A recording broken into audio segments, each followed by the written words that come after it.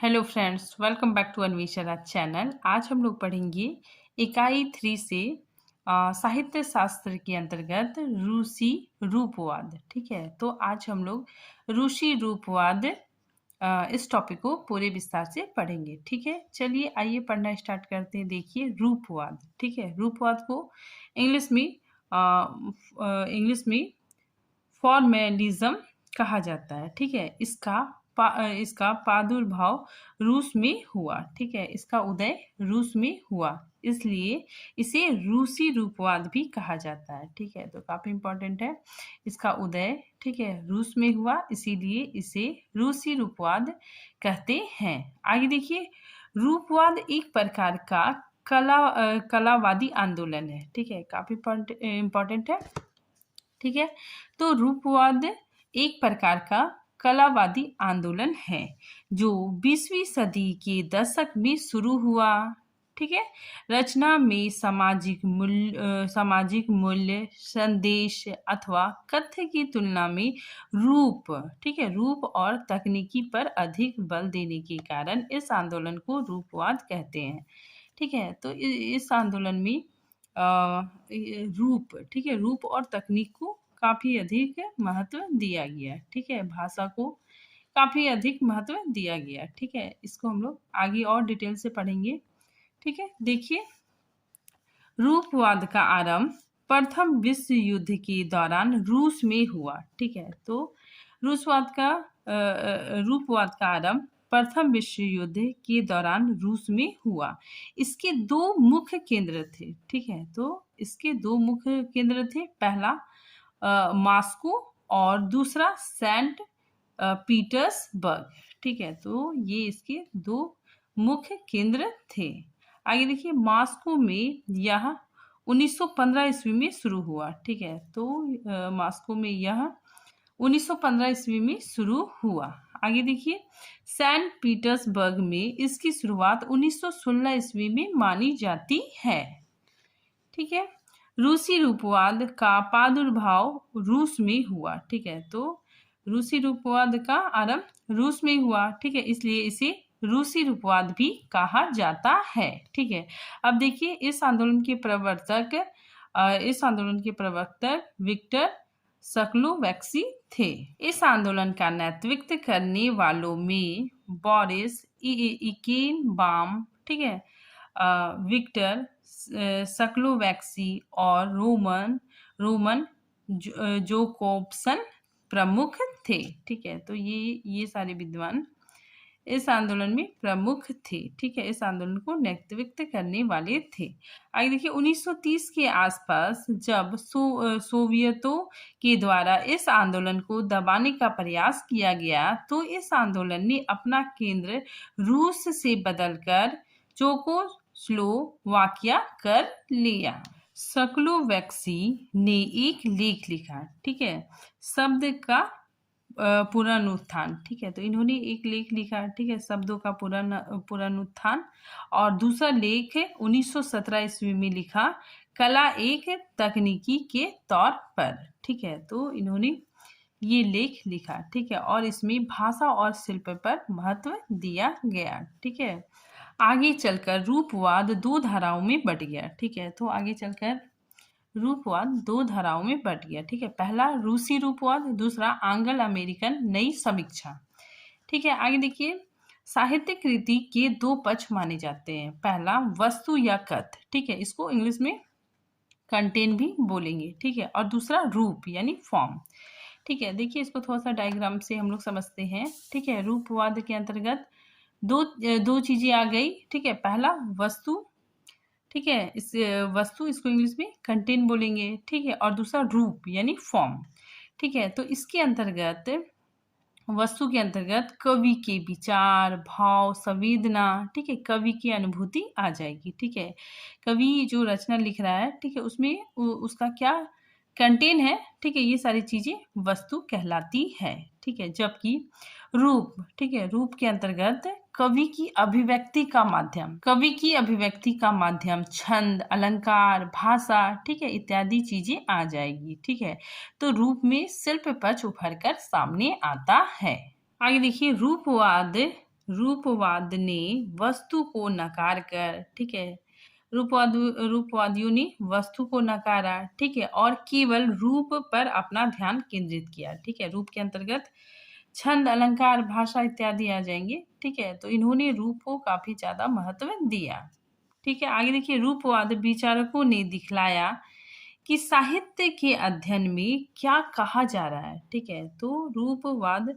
विचारकों का कहना था कि साहित्य के अध्ययन में क्या कहा जा रहा है यही जानना जरूरी नहीं है, ठीक है, बल्कि यह भी जरूरी है कि सब कुछ कैसे कहा जा रहा है, ठीक है। तो इन लोगों का कहना है कि साहित्य के अध्ययन में, ठीक है, क्या कहा जा रहा है ये जानना जरूरी नहीं है, बल्कि कैसे कहा जा रहा है, ठीक है, सब कुछ कैसे कहा जा रहा है ये काफी ज्यादा महत्वपूर्ण है। आगे देखिए, कवि के विचार तथ्य को नकारा है, ठीक है। तो रूपवादियों ने कवि के जो विचार है, ठीक है, विचार है, कथ्य है, इन इत्यादि चीजों को नकारा है।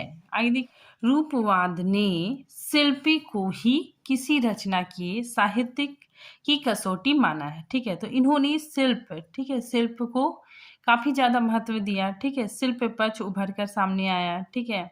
तो रूपवादियों ने छंद, अलंकार, भाषा, ठीक है, शैली, शिल्प इत्यादि चीजों को काफी ज्यादा महत्व दिया है। आगे देखिए, रूपवाद रचना को महत्व देते हैं, रचनाकार को नहीं, ठीक है। फिर आगे देखिए, रूपवाद की दृष्टि में लेखक की जीवन दृष्टि, ठीक है। तो रूपवाद की दृष्टि में लेखक की जीवन दृष्टि, अर्थ, आशय, दर्शन या जीवन, सामाजिक संदर्भ की जानकारी आवश्यक नहीं है, ठीक है। लेखक की शिल्प और कला की जानकारी आवश्यक मानते हैं, ठीक है। आगे देखिए, रूपवाद साहित्य में विचारधारा तथा दर्शन की भूमिका को भी नकारा है, ठीक है। तो रूपवादियों ने साहित्य में जो विचारधारा है, ठीक है, दर्शन की भूमिका है, उसको भी नकारा है, ठीक है। आइए अब हम लोग देखते हैं वस्तु, ठीक है। आखिर वस्तु मतलब क्या होता है, रूप मतलब क्या होता है, ठीक है, इसको हम लोग थोड़े अच्छे से समझते हैं। देखिए, वस्तु क्या होता है, काव्य में जो विचार है, ठीक है, भावानुभूति है, ठीक है, प्रवृत्ति है, इच्छा है, ठीक है, आदि जिन्हें कवि व्यक्त करना चाहता है, ठीक है। तो कवि अपने विचारों को, ठीक है, जो व्यक्त करना चाहता है, ठीक है, कवि का विचार, ठीक है, कवि की अनुभूति, ठीक है, ये सारी चीजें वस्तु कहलाएंगी, ठीक है। कवि का जो कंटेन है, ठीक है, कवि क्या बोलना चाहता है, ठीक है, कवि का विचार, भाव, अनुभूतियां, ये सारी चीजें वस्तु कहलाती है, ठीक है। और रूप, अब हम लोग देखते हैं रूप वह पद्धति है, ठीक है, जिसमें शब्द संरचना, ठीक है, भाषा, शैली, जिसके माध्यम से कंटेन, ठीक है, जिसके माध्यम से वस्तु को व्यक्त किया जाता है, ठीक है। तो ये सारी चीजें रूप के अंतर्गत आ जाएंगी, ठीक है। रूप के अंतर्गत भाषा, शैली, शब्द संरचना इत्यादि चीजें आ जाएंगी। जो रूपवादी, ठीक है, रूपवादी लोग हैं, ठीक है, उन्होंने रूप को महत्व दिया है, ठीक है, यानी कि पद्धति, जो शब्द, भाषा, शैली आदि, ये सारी चीजें रूप के अंतर्गत ही सम्मिलित होती है, ठीक है। तो इन लोगों ने, रूपवादियों ने रूप को अधिक महत्व दिया है, ठीक है। आगे देखिए, जो विचारक, ठीक है, जो विचारक काव्य में सामाजिक मूल्यों या जीवन यथार्थ को अधिक महत्व देते हैं, वे वस्तु को मुख्य मानते हैं, ठीक है, जबकि जो काव्य में पूर्णता, स्वतः मानते हैं, वे रूप को अधिक महत्व देते हैं, ठीक है। आगे देखिए, सक्लोवैक्सी की दृष्टि में कलाकार क्या कहता है, ठीक है, यह उतना महत्वपूर्ण नहीं है, ठीक है, महत्वपूर्ण यह है कि वह कैसे कहता है, ठीक है। तो सक्लोवैक्सी का कहना है कि कलाकार क्या कहता है यह उतना महत्वपूर्ण नहीं है। तो सक्लोवैक्सी कहते हैं कि कलाकार क्या कहता है यह उतना महत्वपूर्ण नहीं है, ठीक है, महत्वपूर्ण यह है कि वह कैसे कहता है, ठीक है। फिर आगे देखिए, रूपवादी कलाकार को एक कारीगर या शिल्प के रूप में देखता है, ठीक है। तो रूपवादियों ने कलाकार को एक कारीगर और शिल्प के रूप में देखते हैं। कविता अपनी पूर्णता में भाषिक संरचना ही है, ठीक है। तो इनका कहना है कि कविता अपनी पूर्णतः में भाषिक संरचना ही है। पाठक पर प्रभाव इसी संरचना पर पड़ता है। ठीक है, तो इनका कहना है कि पाठक पर प्रभाव इसी संरचना, ठीक है, भाषा शैली का ही पड़ता है। इससे गुजरते हुए वह कवि की अनुभूति और उसमें स्पंदित जीवन यथार्थ तक पहुंचता है। ठीक है, तो ये विचार रूपवादियों का था। ठीक है, आगे देखिए, यह साहित्य के विषय की निश्चितता के प्रश्न को खारिज करते हैं। ठीक है, और साहित्य की सामाजिकता में विश्वास नहीं करते। ठीक है, तो ये साहित्य की सामाजिकता पे विश्वास नहीं करते।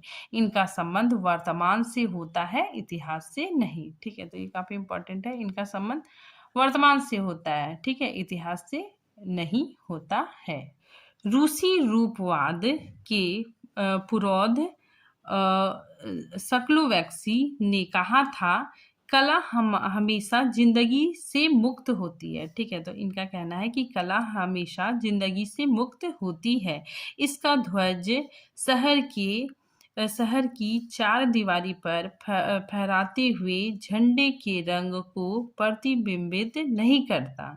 उनका मत था कि कला रूपों का विवेचन कला नियमों द्वारा ही होना चाहिए। ठीक है, तो ऐसा कहना सक्लोवैक्सी का है। ठीक है, इनका कहना है कि देखिए कि कला रूपों का विवेचन कला के नियमों द्वारा ही होना चाहिए। ठीक है, तो इसमें जीवन यथार्थ और सामाजिक मूल्यों का कोई महत्व नहीं है। ठीक है, यानी कला के नियम, ठीक है, इसमें कला के नियम को काफी महत्व दिया गया है। ठीक है, तो कला के नियम द्वारा कला रूप का विवेचन होना चाहिए। आगे देखिए, नई समीक्षा, शैली विज्ञान, संरचनावाद आदि सभी समीक्षा पद्धति एक प्रकार से रूपवादी ही मानी जाएगी। ठीक है, फिर आगे देखिए, रूपवादी भाषा पर जोर देते थे। ठीक है, तो ये जो रूपवादी थे, ठीक है, ये भाषा पर काफी ज्यादा जोर देते थे। रूपवादी में यथार्थ के प्रति कवि का दृष्टिकोण महत्वपूर्ण नहीं है। ठीक है, तो इनका कहना है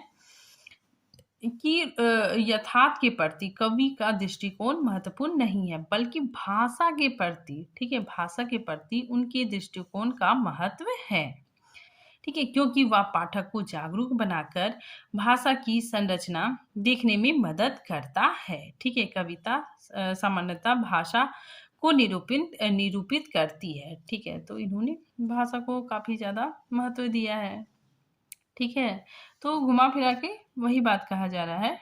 ठीक है, आगे देखिए, भाषा के व्याकरण, छंद, अलंकार जैसे साहित्यिक प्रवृत्तियों पर विचार किया गया है। ठीक है, तो छंद, अलंकार, ठीक है, व्याकरण इत्यादि चीजों को महत्व दिया गया है। आगे देखिए, किसी भी कृति के कथ्य के महत्व को भी यह सिद्धांत अस्वीकार करता है। ठीक है, तो कथ्य को महत्व नहीं देता है। ठीक है, कथ्य मतलब क्या हो गया कि किसी कृति का विचार, भाव आदि कथ्य के अंतर्गत आ गए। ठीक है, तो इसके महत्व को, ठीक है, रूपवादियों ने नकारा है। ठीक है, और केवल रूप को ही महत्व दिया है। अब देखिए, आंदोलन का अंत। ठीक है, अब इस आंदोलन का अंत कैसे होता है, देखिए, रूप पर अधिक जोर देने के कारण रूपवादियों की काफी आलोचना हुई। ठीक है, तो इन्होंने रूप पर बहुत ज्यादा जोर दिया। ठीक है, इस वजह से इसकी काफी आलोचना हुई। ठीक है, देखिए, क्योंकि जब भी कोई कविता लिखी जाती है, सिर्फ यही नहीं कि वो कविता किस प्रकार से प्रकट की जा रही है, ठीक है, उसकी भाषिक संरचना क्या है, उसमें छंद, अलंकार, व्याकरण, इन सब का महत्व तो है। ठीक है, साथ ही कविता के विचार, उसके भाव, जिसके माध्यम से कवि समाज को कुछ संदेश देना चाहता है। ठीक है, इन सब का भी महत्व होता है। ठीक है, तो छंद, अलंकार, व्याकरण, ठीक है, ये इन चीजों का महत्व तो है ही। ठीक है, साथ ही कविता में कवि का विचार, ठीक है, उसके भाव, कवि क्या समाज को क्या संदेश देना चाहता है। ठीक है, तो इन सब चीजों का भी महत्व है। ठीक है, जिसे रूपवादियों ने इसकी उपेक्षा की। ठीक है, तो रूपवादियों ने विचार, ठीक है, कविता के विचार, भाव इत्यादि चीजों की उपेक्षा की और केवल रूप को महत्व दिया। ठीक है, भाषिक संरचना को महत्व दिया।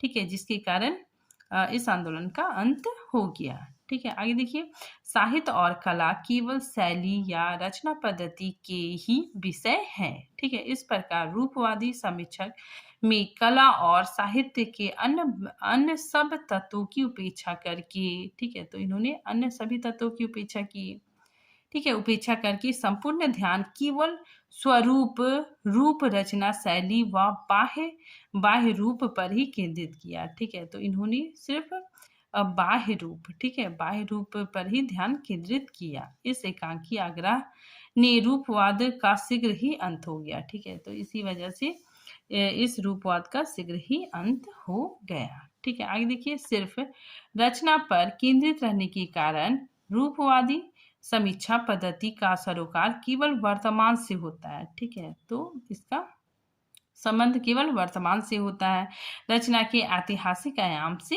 नहीं। ठीक है, यह पूर्णतः समकालीनता पर ही आधारित सिद्धांत है। ठीक है, तो आई होप आप लोग को रूपवाद समझ में आ गया होगा। ठीक है, तो फिर मिलते हैं नेक्स्ट टॉपिक के साथ, तब तक के लिए थैंक यू।